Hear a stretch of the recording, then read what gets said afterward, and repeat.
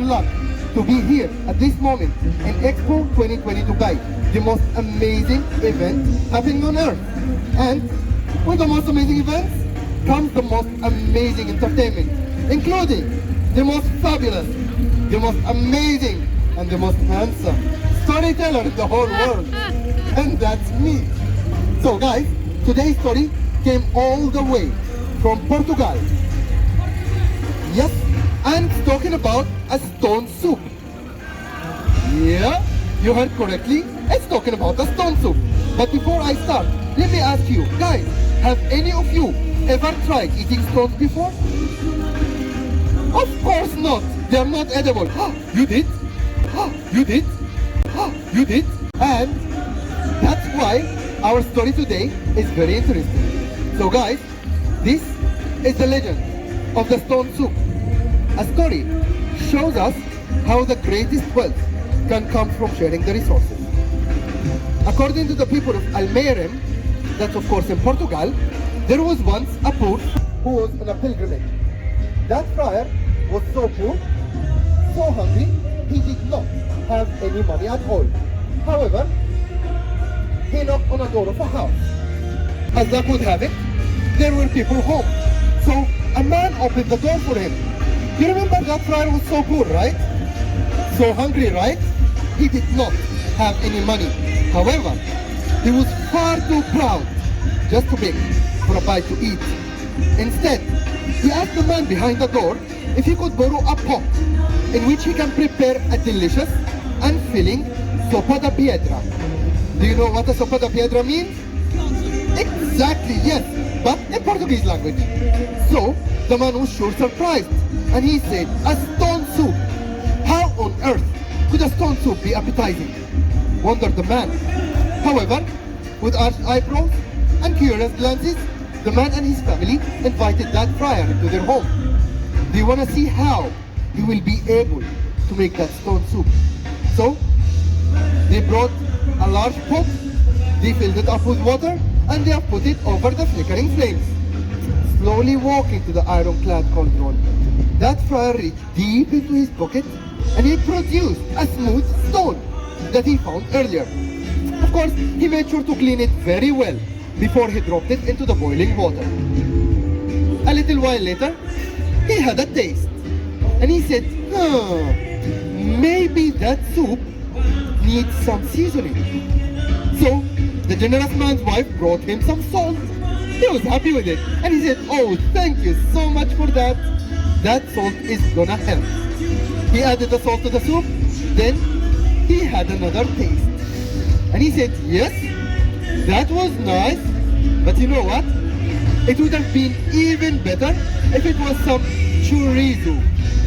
Do you guys know what a chorizo is? What is it? Yes, it's a sausage, correct. So guys, who likes sausage here? Tell me, who loves sausage? Do you love sausage? Yes! Guys, I want to tell you, I love sausage so much you can even call me a carnivore for that. So, the wife told the man, you are in luck. Because yes, it happens that I do have some sausage. So, she brought the sausage, she got some thick slices, and she dropped it into the boiling soup. Then, a little while later, the friar had another taste. And he said, yes, that definitely tastes much better now. But you know what? I can tell you how we can make it even more delicious and more filling. That if by any chance we have some leftover vegetables, maybe from an earlier meal, say a cabbage perhaps, or some beans, or potatoes. That would make it taste nice, right?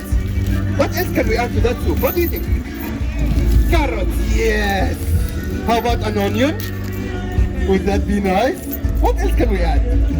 Oh, potato, yes. Maybe a tomato, right? Some garlic.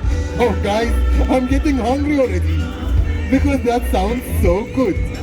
So, the wife graciously accepted with a very big smile, and she brought a healthy portion of vegetables and she added them to the sizzling soup.